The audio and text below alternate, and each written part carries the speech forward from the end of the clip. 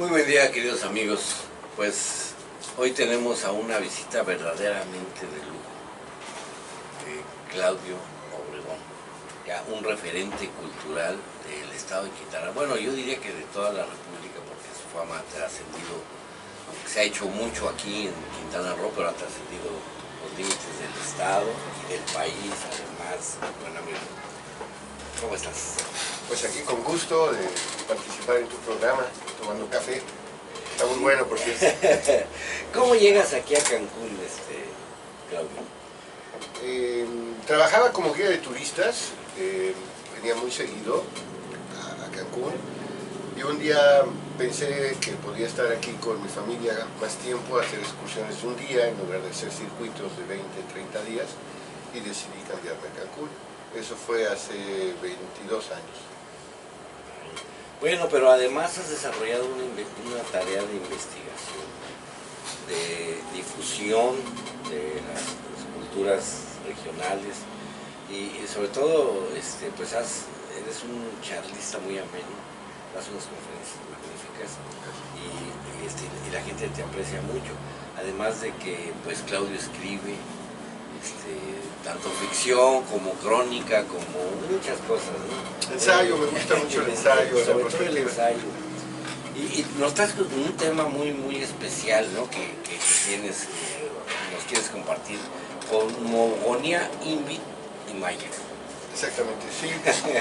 Bueno, retomando tus palabras, yo nunca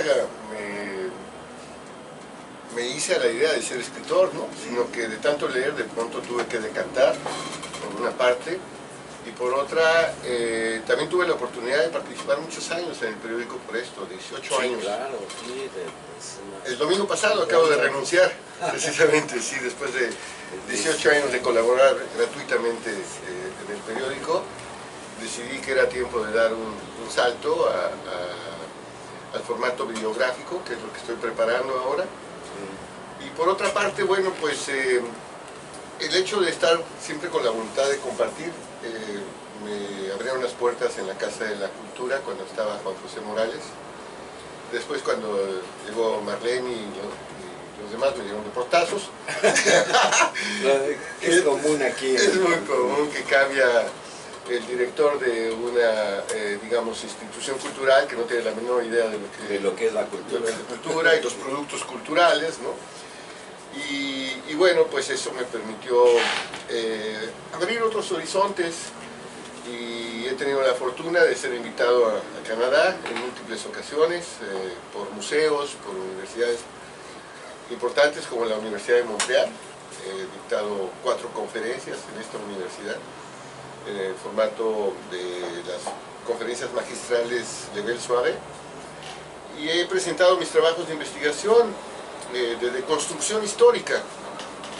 Y el tema que hoy nos atañe está relacionado justamente con una visita al Museo de Historia. Antiguamente se llamaba el Museo de las Culturas de Gatineau, y pues cuando estaba el gran boom del 2012, quizá recordarán, estimados escuchas y videovidentes, que de pronto pues Fernando Malcún, un mafioso de origen colombiano, inventó estas 7 profecías mayas que hablaban de un supuesto fin del mundo que los mayas nunca dijeron.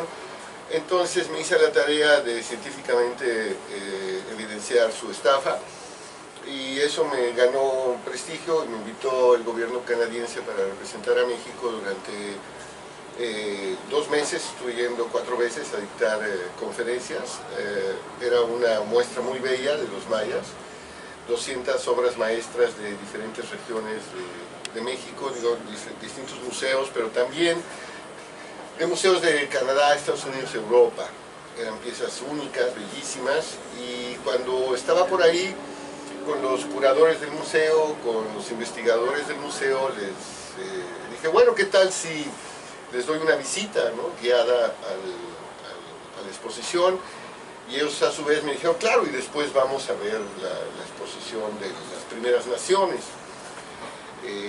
Entonces, cada vez que yo hacía un comentario sobre la vida de los reyes mayas, los Ajahuof, hablábamos de la iconografía, de su mitología, yo veía que ellos reaccionaban así como, wow, ¿no? Sí, esto no lo sabíamos. O más bien no lo sabían y les hacía referencia a algo que ellos conocían. Fue muy padre. Entonces luego me dijeron, pues ahora te vamos a guiar nosotros, ¿no? A la sala de las primeras naciones, y cada vez que ellos me comentaban algo sobre la mitología, pues también me prendía, porque dice, ¿cómo?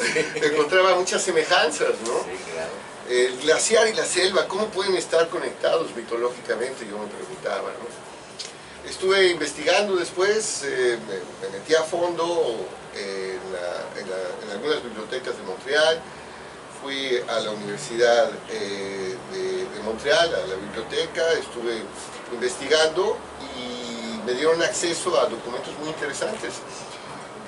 Allá, infortunadamente, como con los mayas, se perdió, digamos, la liga mitológica con el pasado, y quedan algunos vestigios con el tamiz del cristianismo. Acá católicos, allá evangélicos, ¿no? Entonces, quitando el tamiz de toda esta visión religiosa occidental y recuperando las raíces mayas y las raíces de los inuit, me di cuenta que tenían muchas semejanzas. Y luego seguí investigando en otras culturas boreales que están todas en el norte, por ejemplo, los glaciares, ¿no? Porque hace aproximadamente 14.000 años la Tierra estuvo toda congelada en el hemisferio norte y alrededor hubo unas culturas, las boreales, ¿no? Compartían una misma cosmovisión. Cuando el hielo se fundió, entonces hubo migraciones hacia las zonas tropicales. Entonces de ahí viene una tesis que he propuesto ya en Canadá, que le puse un nombre jocoso para que quedara impregnado y la gente se interesara. Es el chocolate derretido sobre el helado de vainilla.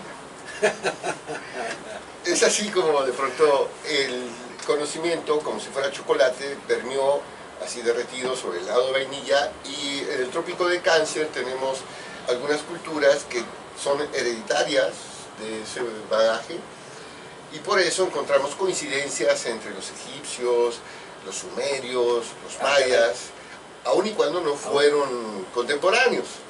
Bueno, pues son culturas muy lejanas. En el espacio y en el tiempo. Sin embargo, tienen los mismos mitos, y entonces recopilemos algunos, ¿no? Por ejemplo, un diluvio, los hombres de barro,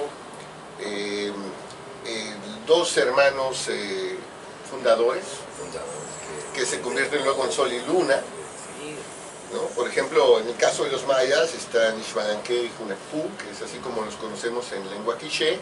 En los glifos mayas sabemos que se llaman Hunahao y Yaxbalam. Entonces estos hermanos se convierten en el sol y en la luna, al igual que sucede con Takik y Sikik en el norte, allá con los Inuit. Hay un mito que me llamó mucho la atención. A lo mejor a ustedes y a ti también te educaron, si tenemos más de 30, 35 años seguramente, nuestros abuelos, nuestros padres nos dijeron: no salgas a la calle porque está el robachicos, el coco. El famoso coco, sí, claro. Te va a meter al costal, ¿no? Sí. O el hombre del costal. El hombre del costal, ¿no? Coco, el hombre, sí, un mito muy conocido. Ancestral. Pues entre los mayas existe el mismo mito, se llama Ocolpal, el niño perdido. El niño perdido. Y ¿No será ese el nombre de la calle que nunca supieron cuál era el niño perdido? No, esa es otra historia semejante, pero el nombre nada más. Entonces, también existe ese mito entre los inuit. También hay Ese robar al niño. Y bueno, cuando el maestro Guillermo de Anda estuvo trabajando en el cenote sagrado de Chichén Itzá, descubrió que la mayoría de los personajes que estuvieron sacrificados no eran vírgenes, no eran doncellas, como Thompson elucubró, ¿no? Edward Thompson. Más bien se trata de niños. Sacrificaban niños. El 73%. ¿Pero qué crees? No los aventaban así de que ¡ay, te va, Shaq! ¡Ah! No, no. La mayoría de los huesos presentan deformaciones provocadas por raíces de árboles, o también fueron quemados. Sí, es un gran estudio que hizo el maestro Guillermo de Anda. Entonces, ¿O hay ritos entonces atrás de todo ello? Ese es el punto. Estaban posiblemente ejecutados más que sacrificados y luego enterrados. Y pasados 5 años venían exhumados los huesos y lo que aventaban eran los huesos. En el mito del Popol Vuh, los gemelos, Hunahau, Yaxbalam o Ixbalanque y Hunahpu, fueron igualmente masacrados por 7 muertes y 1 muerte, los señores del Metnal o del Xibalbá, y luego sus huesos molidos y aventados a un río, y en este río luego se transformaron en peces, en bagres, son los bagres que vemos en los cenotes. Y estos peces después emergen y se convierten en actores, que a ti que te gusta tanto el teatro, sí. es algo que nos une. Se convierten en actores y llegan y realizan un acto mágico, se quitan los miembros y los señores del Metnal o Xibalbá dicen, ah, nosotros también queremos, ¿no? Entonces los desmiembran y ahí los dejan. Por eso esas figuras que en las estelas de los seres desmembrados. Sí, el desmembrar es muy interesante, por ejemplo, también entre los mexica, mal llamados aztecas, sabemos por Sagún en el mes Anquetzalistli se realizaba un ritual en el Tlaxco, que era el juego de pelota mexica, en donde también se desmembraban a unas víctimas, no sacrificaban ni a los vencedores ni a los perdedores, eso es un mito contemporáneo. Lo que hacían realmente los mexica era desmembrar a 4 individuos que eran tomados prisioneros y luego sus extremidades llevarlas a los 4 rumbos y luego regresarlos ahí al Tlaxco, ¿no? Era un ritual de bañar de sangre humana el territorio sagrado. Ahora, ¿estos rituales tienen algún objetivo práctico? Sí, bueno, en primera instancia el temor de la población, ¿no? Todas las religiones. El control y el dominio, que nuestros políticos saben bastante de ello. Exactamente, ¿no? Eso es por un punto. Por otro lado, también recapitular estos mitos fundadores. Ese es el primer punto, ¿no? Se aventaban los huesos de niños al cenote sagrado de Chichén Itzá. Era para esta intencionalidad de transfiguración, de convertirse en otros individuos, en otros seres, en el más, no en el más allá, en el más acá, ¿no? En primera instancia. Ahora, estos mitos de vida y muerte también los tienen allá en el norte, los Ancocoran, los Cohuatl, la gente de los Inuit, también distintos pueblos del Canadá, de las primeras naciones, también se robaban a los niños. Ellos no los sacrificaban porque era una sociedad, digamos, de cazadores. Lo que hacían era tenerlos en su comunidad porque sobre todo los niños representaban un cazador más. Entonces, los mitos evolucionan y se transfiguran y nos llegan hasta algunas generaciones con el coco. Pero fíjate que los quebequenses de hoy en día también tienen ese rollo y es bien interesante. Tú platicas con los quebequenses de hoy y sus abuelos les hablaban del hombre de las 7 de la tarde, Le Bon Homme, etc., que también es un tipo que se roba los costales. Y luego en Alemania también el famoso flautista que se lleva a las ratas, un día no le pagan y se lleva a los niños. En Haití, que también nos une la política. Duvalier, Claude Duvalier, ¿no? Este famoso dictador, tenía un grupo paramilitar que lo protegía, se llamaban los Tutemacute o algo así. Algo así, sí. ¿Sí? Bueno, pues es el robachicos de allá. En Colombia también existe un robachicos, pero es mujer. Allá en Sudamérica de pronto es bien interesante porque la mujer empieza a tomar más importancia y recordemos a los mapuche, donde las machi, ¿no? Las machis son las chamanas, ¿no? Y todo esto viene referido al chamanismo. Entre los inuit, por ejemplo, también los chamanes tienen que morir en vida. ¿Qué es lo que les pasa a los gemelos finalmente? Mueren y renacen, ¿no? Entonces allá se los comen los osos polares. En el norte. En el norte. Acá en Chalcatzingo, entre los olmecas, se los comen los jaguares. Claro, pues sí, esa es su fauna nativa. Bueno, hay una gran conexión entre todo esto. Sí.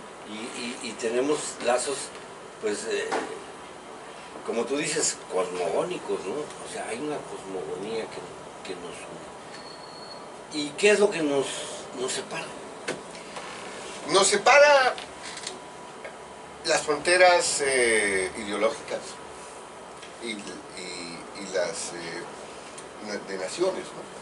Pero en realidad estamos unidos por la alimentación. Por ejemplo, en el norte, allá en Montreal, hay un mercado que se llama Jean Talon, donde puedes comer unos tamales deliciosos. Hay maíz. Hay maíz. Mucho maíz. Claro. Son las regiones son maiceras. Todo Montreal, antes se sembraba maíz. Sí. Si te vas a la Patagonia, también, allá también se come tamal. Sí, en Buenos Aires me eché unos tamales buenísimos. Los mejores tamales de mi vida los he comido en Colombia, en el pueblo de San Agustín. Medio pollo en un tamal. Sí. Fíjate, Eso es un tamalón. tamal. Tamal quiere decir envuelto, Bueno. en náhuatl. Y forma parte de uno de estos elementos que nos unen. Nos une también, sobre todo con Latinoamérica, un bagaje milenario que inicia con culturas de origen negro. Los olmecas, en el caso de los zoques, también eran ligeramente... Antes de la llegada de los españoles había negritud aquí. Claro, y luego misteriosamente desapareció.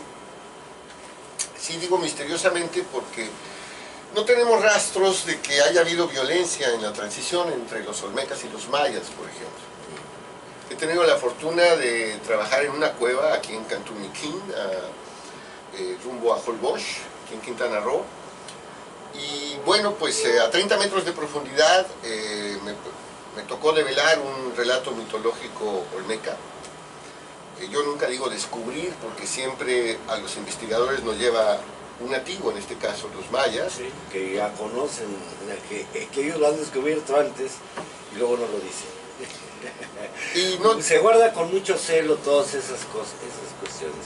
Pero el investigador, como tú en tu caso, que vas y te metes a todos lados, que vas encontrando esas ligas, yo creo que eso enriquece ese contenido histórico, ¿no? Y ese contenido, pues, humano, más allá de las diferencias que te preguntaba, ¿no? Entonces tú vas encontrando que hay un nexo entre todos, que todos somos, como decía el Che, lo decía en la onda revolucionaria, ¿no? Desde el norte, desde Alaska hasta la Patagonia, todos somos una misma raza mestiza, ¿no? Somos lo mismo, ¿no? Él lo decía en el sentido social, ¿no? En el sentido de su lucha revolucionaria, ¿no? Pero bueno, pues tú vas descubriendo que es cierto, ¿no? De alguna manera, ¿no? en el plano histórico sí, en el cosmogónico también. Acabo de estar un mes en Costa Rica. De pronto recibí un telefonazo de mi amiga del alma, Clarita Bona, una amiga que tengo desde hace muchísimos años. Nos vemos cada 7 u 8 años y siempre hacemos algo magnífico. En esta ocasión me dijo, voy a ir por tus ranchos y ¿qué tal si... ¿qué tienes que hacer? Le dije, bueno, pues estoy chambeando, vamos a Costa Rica. Pues vamos, ¿no? Y entonces me fui un mes con ella y estuvimos en la gran Nicoya de Costa Rica y encontré en el museo también del Jade en San José piezas olmecas. Los olmecas llegaron hasta Costa Rica, no hasta Nicaragua, Guatemala como se pensaba. La evidencia arqueológica ahí está, ¿no? Y luego pues también hay otros pueblos que tienen semejanzas culturales con los mesoamericanos. Es como un lugar de transición porque también hay influencia de Sudamérica. Mira, hay una cuestión bien interesante. Hace poco se dio a la luz el descubrimiento del hoyo negro en Tulum. Este cenote gigantísimo dentro del agua, que bueno, no es cenote porque no surge el agua, pero es un hoyo así gigante de 50 metros de profundidad, ¿no? Entonces, el INAH no hizo nada, pero se apropió el descubrimiento Y después dijeron que con los estudios que se le habían hecho a Naya, que la nombran la primera americana, se comprobaba que todos venimos de Beringia, del norte, del estrecho de Bering. Del estrecho de Bering. Mira, en Montreal tengo muchos amigos de origen africano, también caribeño. Los negros tienen las narices anchas. Vieras cómo sufren con el invierno a -40. Sí. Se tienen que poner unos tapones en las narices y respirar por la boca porque toman demasiado aire. ¿Qué tenían que hacer los negros por el norte? Absolutamente nada. No pasaron por allá los olmecas. Según se plantea oficialmente, todo el mundo viene del norte. ¿Cuándo has visto una carretera de un solo camino? Es decir, sí, de vuelta. Sí, si lo usas para ir, pues te sirve igual para regresar. Unos bajan, otros suben. Así es. ¿No? Entonces, siempre con este rollo influenciado por la arqueología norteamericana y así como nos someten ideológicamente, económicamente, también históricamente. No, bueno, la historia también ya se sabe que es base para el dominio. ¿Sí? Si yo hago la historia y digo que la historia es así, entonces tengo derecho a dominar. Entonces, sí, la historia viene siendo un instrumento, ¿no?, en esas superestructuras ideológicas. Pero bueno, dicen que la historia la hacen los vencedores. Sí, hasta el Yacira, ¿no? Pero tú estás en un ramo en el que encuentras verdades, pues si no puras, otra interpretación de la historia que no está tan afectada por esos, como quien dice, ánimos de dominio, ¿no? Es que me veo siempre en un espejo de obsidiana. Me gusta darle la vuelta. No, mira, la cosa fundamental es que Naya es la primera americana, sí, del norte. Del norte. Sí, porque está hacia alrededor del 12.000 antes de Cristo, según el carbono 14 radioactivo. Muy bien, perfecto, 12.000. En el norte. En el norte, abajo, en el sur. En el sur hay más antiguos, ¿no? Claro. Sí, en Brasil, ¿no? Ahí está. Los de 30.000 años. Exacto. ¿No? ¿De dónde vinieron esos? Y se llama Niet Guidon, la investigadora franco-brasiliana que encontró esos frescos datados hace 30.000, bueno, pinturas rupestres más que frescos, de hace 30.000 años. En Monteverde, en Chile, tenemos presencia hace 17.000 años, pero como el INA está dominado, como todo el país, por la influencia norteamericana, pues hacen caso a esta visión de que todos vienen del norte, que todos somos hijos de Beringia. Otro punto bien interesante, mira, hay un lugar que se llama Clovis, que es donde se encontraron un tipo de flechas que encontrábamos igualmente hasta Costa Rica. Es un tipo de tallado de piedra, ¿no? Y ese tallado de piedra, dicen, como es el más antiguo allá en el norte, dicen, ah, pues sí, claro, por supuesto, todos vinieron de Beringia. Pero hay un detalle, en Asia no hay armas de piedra. No tallaban la piedra los homínidos y los ancestros sapiens, sino que utilizaban el bambú. Es más fácil hacer una punta de lanza de bambú que de piedra. Sí, naturalmente. Entonces resulta que David Stanford plantea que más bien vienen de Europa, que hubo una migración hace 30.000 años de Europa, y ya que las Clovis se parecen a las piedras solutrenses, que son de Francia y de España, lo cual viene a revolucionar todo, Rafael, porque imagínate que entonces los primeros habitantes de Norteamérica son de origen europeo. Entonces ya a los indígenas norteamericanos no les gustó, pero ni modo, ahí está la evidencia. Bueno, también hay la teoría de que inclusive los vikingos anduvieron por acá, bueno, eso ya fue miles de años después. Pero la otra, la de Australia y Polinesia. Eso está bien interesante porque tenemos que considerar que los océanos nunca estuvieron al mismo nivel. Hubo una época en que estuvieron 200 metros más abajo. Si tú bajas los 200 metros, por ejemplo, la dorsal mesoatlántica, que está entre Europa, África y el continente americano, emerge y surgen islas. Entonces el paso es más fácil hacia Brasil. Aun y cuando que pudiera haber sido por ahí, es más probable que la gente que está en Brasil hubiera venido de Polinesia y de Australia. Australia y Polinesia es el que ¿Por qué? Hay un elemento en común, la plástica. Fíjate, todo lo que es el Cromañón de Europa, las grandes cuevas, las Co y demás, en España y demás, todas estas cuevas es el animal el que es el personaje central y la cuestión totémica. En tanto que en las pinturas de Brasil, Baja California y Australia es el ser humano el que predomina como elemento nodal. Sí. Entonces es más probable por la iconografía que hayan venido de por allá. Bueno, todo eso es muy interesante, claro, pero nos estabas diciendo que hay la cosmogonía de la Inuit a la Maya, pero ahora ya metiste hasta Brasil y a todo, y dices que el camino de ida también sirve para el regreso. ¿Qué sucedió? ¿Qué fusión se dio? Bueno, perdón antes que nada por haberme dispersado tanto, pero... pero es que sí, o sea, es parte de, ¿no?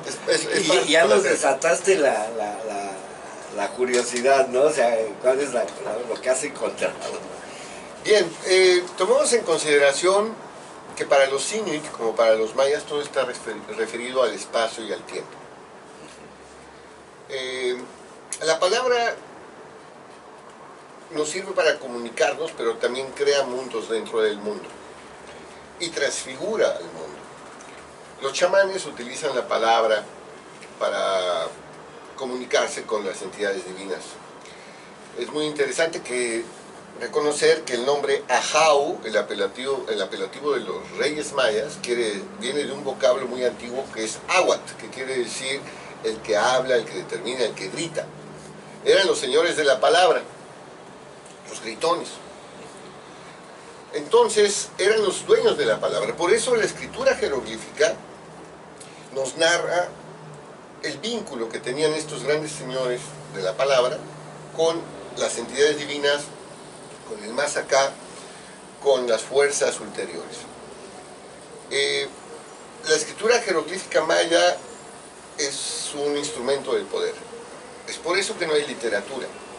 Es una pena, pero no tenemos poesía, porque se utilizaba como un medio de control político.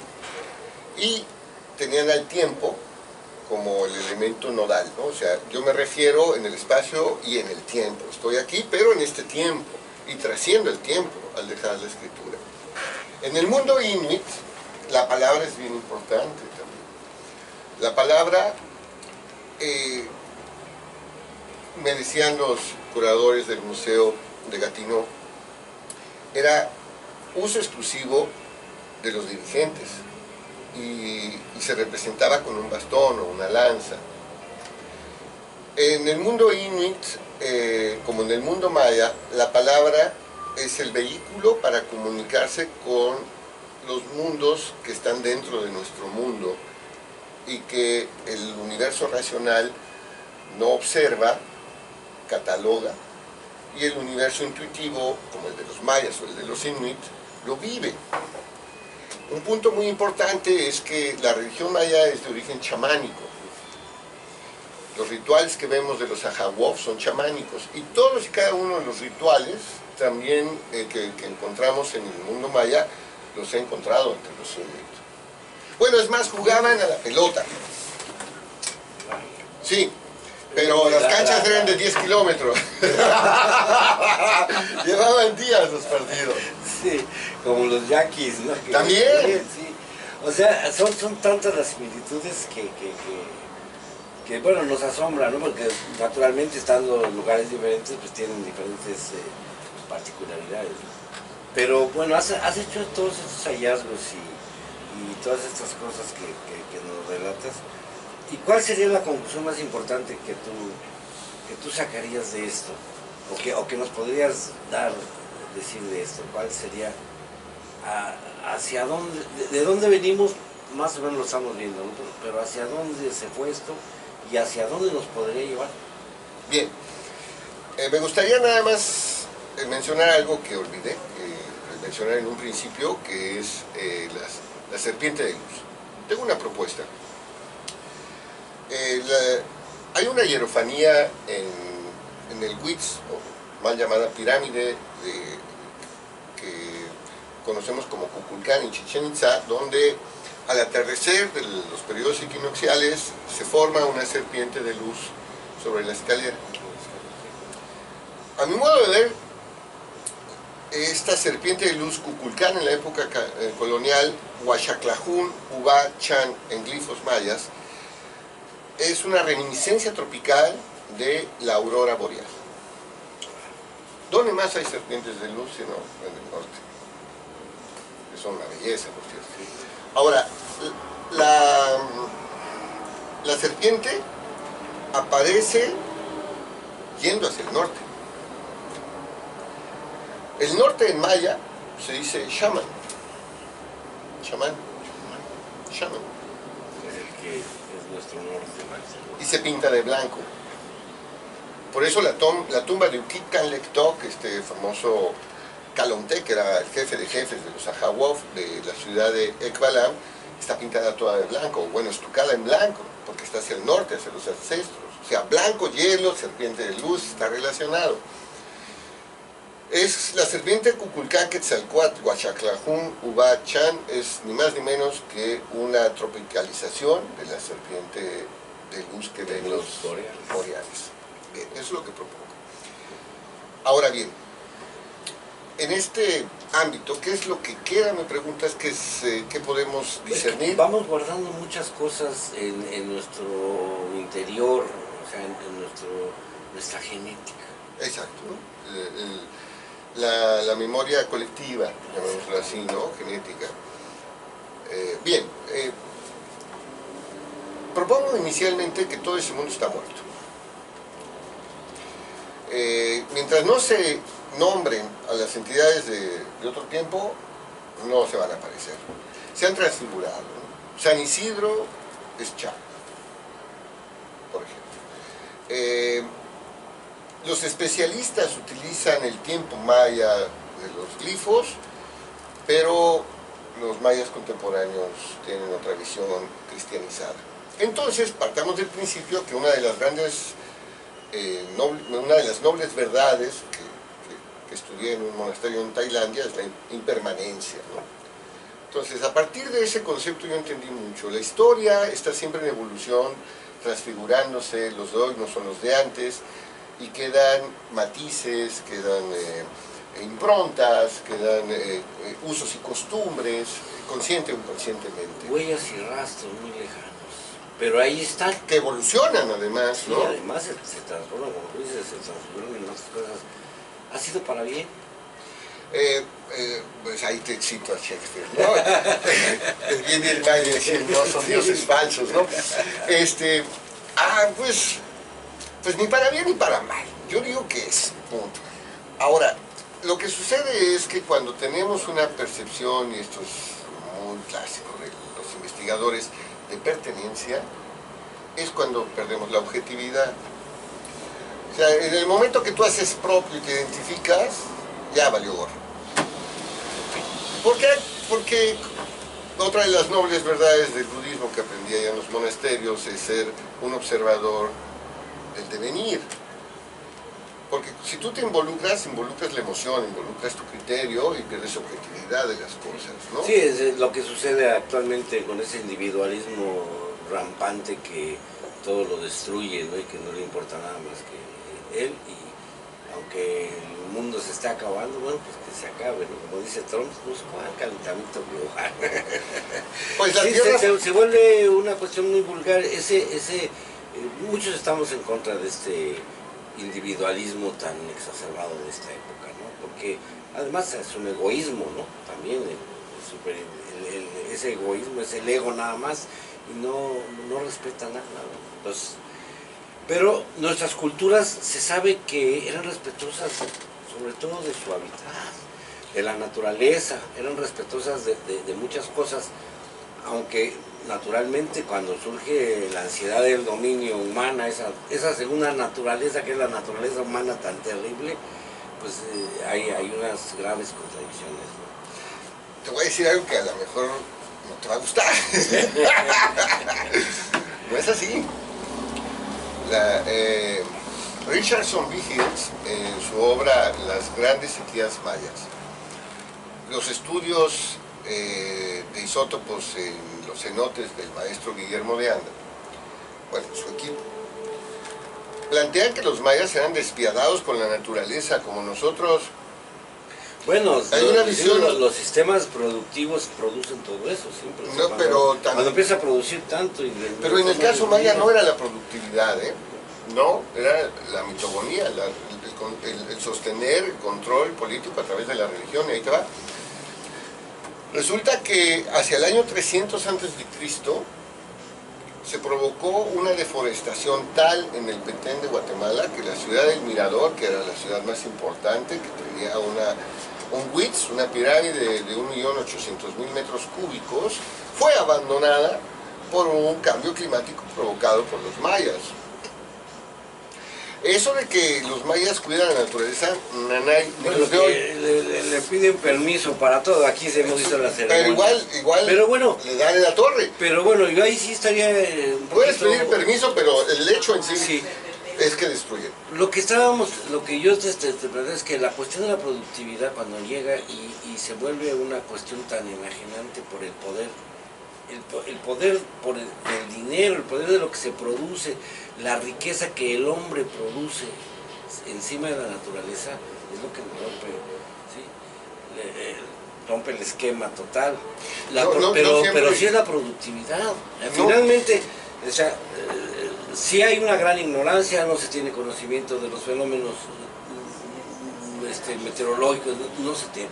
Hay una observación, pero no hay para poder sembrar a tiempo, etcétera, todo eso, ¿no? Ahí te va y eso está enfocado a la productividad. No necesariamente. No necesariamente, te voy a dar un ejemplo. Entonces, ¿qué claro, es lo objetivo. Cuando quieres dominar, porque vas a dominar, lo que se domina es el aparato productivo. No siempre, no siempre, y ahí te va. En Australia tenemos grandes bosques de eucalipto. El eucalipto es uno de los pocos árboles que resisten los incendios. Los aborígenes australianos hace 30.000 años, cuando todavía no habría plusvalía ni sobreproducción, eran cazadores. Metieron fuego, pero así indiscriminadamente, para atrapar a presas. O sea, de un lado metías el fuego y del otro lado los cazaban. Iban corriendo y a ellos agarraban. Y le dabas en la torre el eucalipto. Y no, el eucalipto nació después, a raíz de que fue el único árbol que pudo soportar. Y cambió el ecosistema. Y no tenían productividad. Oye, todo está muy interesante. Bueno, la cacería es productiva, o sea, sí, pero no hay acumulación. No hay acumulación porque primitivamente el hombre lucha por la supervivencia, ¿no? Su primer enfrentamiento con la naturaleza es poder sobrevivir. Ese hombre se vuelve el ser más, el animal, el ente más adaptable, porque vive allá en el frío más intenso y en el calor más terrible, ¿no? Entonces somos una especie demasiado resistente, aunque somos muy débiles, y demasiado tonta para poder, a pesar de que logramos observar para sobrevivir, esas observaciones no siempre son positivas, ¿no? Es que otra vez el positivo y el negativo son dioses falsos. Yo lo que voy es que somos un suspiro evolutivo que adquirió conciencia, que la usa muy poco y que la usa casi nada. Casi nada, y que reproducimos el mismo esquema de un universo caníbal donde la destrucción forma parte de la creación. En ese sentido, la moral depende única y exclusivamente de la religión o la estructura mental que la sostiene. Lo que para una cultura puede ser visto de manera negativa, para la otra es positiva. En ese sentido, los seres humanos formamos parte de un universo caníbal y nuestra función es destruir para crear. Y tenemos un tiempo de vida y hay que gozarla, porque pues en esa destrucción pues viene el goce, ¿no? Nos podríamos pasar horas y horas platicando con Claudio. Yo quiero invitarte a que continuemos esta plática y que le pongamos otros temas más que la complementen, porque verdaderamente es muy enriquecedor y bueno, yo creo que el mayor mérito que tiene este hombre es que nos hace pensar y reflexionar. Y que es muy difícil convencer a una persona de que ha sido engañada, y es más fácil engañarla. Entonces yo me siento que he sido engañado mucho ahora que me están haciendo tantas cosas, digo, pero es que a mí me enseñaron. No, enfrentemos esto, es muy rico, muy sabroso, sobre todo con una gente que sabe tanto, que ha estudiado muchas cosas, que te hace sumergido. Realmente eso de que te invitaron a dar las conferencias no es gratuito, tú tienes años trabajando, es mucho esfuerzo, mucha disciplina, mucho amor por tu trabajo, por lo que haces. Y bueno, pues yo te agradezco mucho que hayas venido aquí y que esto lo vamos a continuar, o sea, es la promesa. Gracias, Claro, bueno. muchísimas gracias, muchas gracias.